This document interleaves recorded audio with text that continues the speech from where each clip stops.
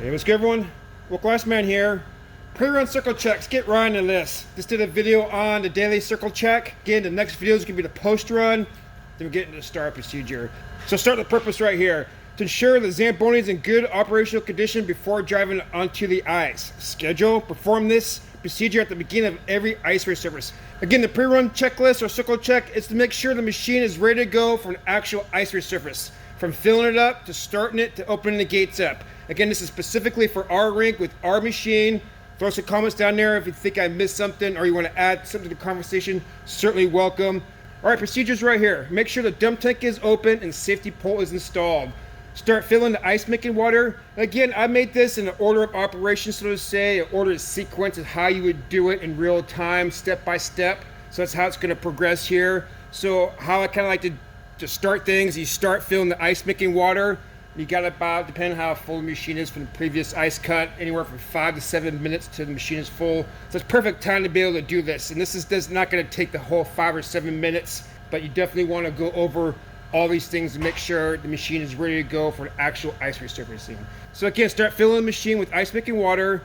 Start the back of the ice resurfacer, circle around the machine looking for damage to the body, fluid leaks on the floor, obstacles on the ground, or anything else out of the ordinary. That especially rings true if you've just changed the blade or done any work on the machine. You just grease the machine. You want to make sure that grease gun's out of the way, you get the wooden blocks out of the way, and all the tools, things like that. And fluid leaks on the floor, I feel that's a big one. You come here and there's a big puddle of fluid on the floor. That's gonna be a red light there that something's wrong. If it's red, it's hydraulic. If it's dark color, it's gonna be oil.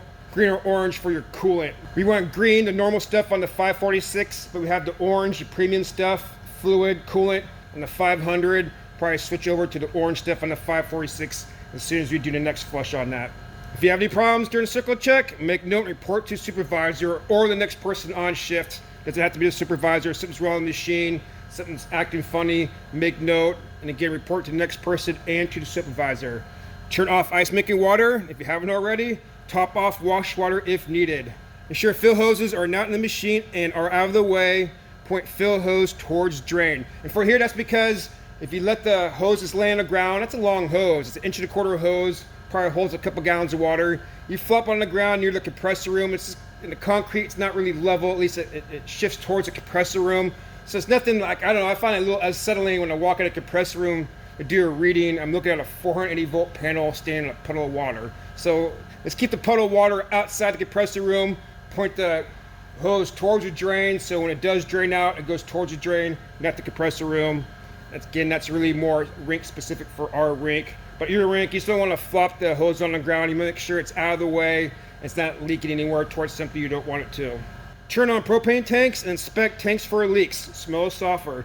Step on the machine, adjust the seat to personal preference. That's an important one. We got drivers here like the seat all the way back. I kind of like it a little bit more forward. I don't know why. I got the long arms, just under 6'5", but I like the the seat just a little bit more forward. You just want to adjust that seat before you get out there and getting things going. Perform visual inspection to ensure nothing will get in the way of the ice resurfacing process. I mean anything that's on the machine, if someone left tools or coffee cup or something that's not yours, it's going to be distracting, get it off the machine. Start engine, let it warm up for 5 to 10 seconds, then idle up to 15 to 1800 RPMs for a minute or so.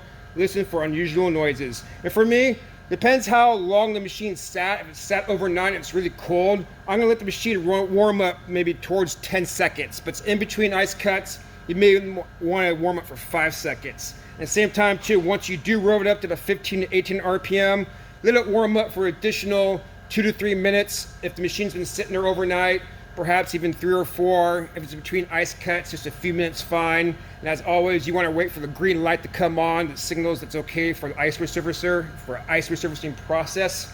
That's just a catalytic converter saying that it's warm enough and it's burned off all the emissions, or the emissions that didn't get burnt, the fuel that didn't get burnt, however that works. So that's the idea behind that. So make sure that green light's on and make sure the machine is warmed up.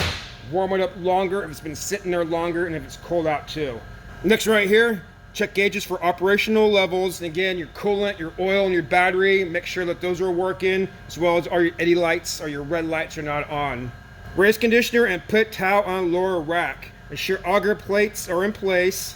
Open roll-up door and check ventilation fans are on. Red switch up, wire switch pointed out. And we have ventilation fans here. I'm sure most of your rinks do. You always want to make sure your ventilation fans are going anytime you have a fuel power or fossil fuel powered machine, Edger, Zamboni. If you're battery powered, you're good to go. You probably don't have to run your fans. Maybe good to run it every so often, just get some fresh air in the building. But other than that, run your ventilation fans if you're using fuel powered machines. Open rink doors and clear everyone off the ice.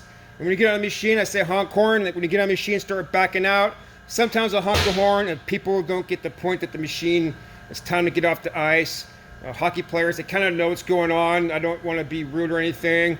Public skates, some people may not know the procedure or what's going on while the doors are opening. So I give a little friendly honk and, hey, everyone, please clear the ice. You know, it's a little friendly. I used to say that when I open the doors. Hey, can I get everyone to please clear the ice? And I get on the machine and do a little couple of friendly honks.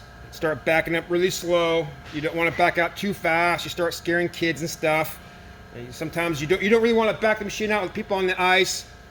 If you guys have been doing this long enough, you'd know sometimes they won't get off the ice until you start backing out. Like I've had drills and puck shot me with the Zamboni doors open and stuff like that. So, you know, like it's anyway, I don't rabbit hole. Just make sure that there's no one near the machine while you're backing on the ice. Look over your shoulder. Be cautious. Honk the horn, like I said, if needed. All right, next one right here. Almost done. Lower snow tank and place pull along wash wire tank. So we're going to lower your tank down and place that pull, the safety stand, on top of the wash wire tank with the handle facing to the left side. There's a little spot for it. You'll see it there. You want to do that anytime between when you first warm the machine up, let the machine warm up, raise the conditioner up, make sure you inspect the machine, listen for noises, and after that, you can lower the tank down anytime between when the machine's warmed up and before you back on the ice. I typically lower it down when I step on the machine to back it on the ice. Kind of give everyone an extra few seconds. That way I'm not rushing on the ice with the machine and people see that I'm lowering it down and I'm coming on the ice again. So a little perception there that I'm not rushing things. So again, you want to lower your tank down before you back up and place that pull along the wash wire tank on top there, and it's a nice little spot. Refer to start procedure if needed. Do not start your run until everyone is off the ice and all but the Zamboni doors are closed. So if you have someone moving the nets, I can certainly see having one or two people on moving the nets. That's certainly welcome to our rink and definitely appreciated. Thank you very much for the people who stay afterwards and move the nets for us. No pucks on the ice and no one on the ice, like I said, unless someone's moving the nets for you or they're doing something like that for you. I can see that. But you want to get public skaters off, figure skaters off. Now, I personally don't like anyone on the ice, and that should be a separate video until the Zamboni doors are closed, preferably until the session starts, because sometimes the ice still needs time to set up and freeze. So you get those guys out there right away, stopping, spraying snow onto the wet ice, and it freezes like sandpaper, and you just kind of screw it up for everyone else. So be patient, guys out there, you non-Zamboni drivers, get the ice set up before you get on. If you're running late, hey, all bets are off on that one. You get on the ice if we're running late, but if we're on time, there's still a few minutes for the ice to freeze, let the ice freeze, man. And before I go over this one again, and all but the Zamboni doors are closed. And that includes penalty benches, player benches, public skate doors, any doors, for safety reasons and for reasons for protecting the machine from damage. Safety reasons, you don't want anyone running under the rink. God forbid, you got all these kids running around supervised, or the parents are dealing with the other kid, getting them ready for hockey, siblings running around. You want anyone making their way onto the ice. As well as you can get damage to the machine. We've had the board brush get damaged by it hopping over the threshold and whacking open doors. So make sure the drivers tell everyone to shut the doors, or make sure the doors are all shut. All but the Zamboni doors are closed, so you got to pay attention with that one. You don't want the board brush whacking that. As well as with the conditioner too. I've had drivers that pass, rip, kick strip off, open doors. It haven't happened for a long time, 10 years, but we had some times where we had a couple drivers doing it. So make sure those doors are closed. Approach them slowly, and don't turn away from an open door. If you see an open door, because you're going to pitch the back end of the machine, it should be a separate video probably, you'll pitch the back machine into an open door. So if you see an open door, just don't panic, slow down, take it easy. But if you turn away too fast, you're going to pitch the back of the machine into the open door, and that's kind of what happens. Hooks to plastic. Doing some rink repair right there for that one. So again, all but the Zamboni doors are closed for safety reasons, as well as protecting the machine from damage. All right, again, I'm not sure if I can add too much more. This is the pre-run circle check. I think I got everything. And like I said in the last video, I think every rink should have a checklist or circle check for new drivers or seasoned drivers. Doesn't matter, as seasoned drivers, we need a reminder to do things. But for new drivers, it's nice to have a checklist, especially for the management and stuff, to make sure you want to make sure your drivers are doing everything. And there's so much stuff thrown on the drivers. At least here, we got to do janitor stuff. We got the soccer side, we sharpen skates, and sometimes things happen in the middle you got to go deal with. So it's just good to have something you can rely on to make sure, okay, I've done everything. I've crossed my T's and dot my I's. I'm ready to get on the ice. And that's kind of where this extended from, just to make sure, again, the new drivers, if there's no one here, they have something to look at, because it's, your first shift. I'm still going to digress here, but your first shift, you guys who train drivers, they're ready to go, right? They're ready to go until their first shift. Your first shift, your first time on the Zamboni by yourself, different story, man. Totally different story. All of a sudden, you forget which way's up. So it happens to the best of us the first time out there. I remember my first time out there by myself. I'd say like I was only 2 weeks before I got on the machine. I would never put that person in that situation I was put in.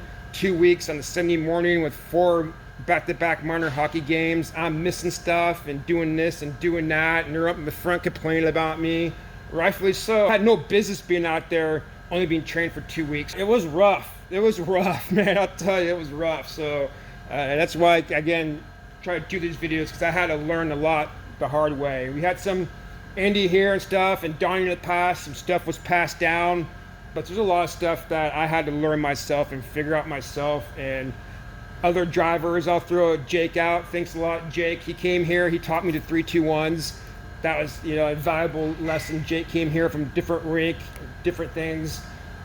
You gotta do this, you gotta do that, and excellent, definitely appreciate that. So again, this is a pre-run circle check, pre-run checklist for your drivers. We'll get into the post-run checklist here in the next video, and the start procedure at the end, and get some viewer request videos here. I'm excited to get to those. Again, throw some comments down there, because comments makes the channel better. That's all I got for you guys today. Thanks for watching. As always, hope you learned something. Like the Local Iceman says, stay cool.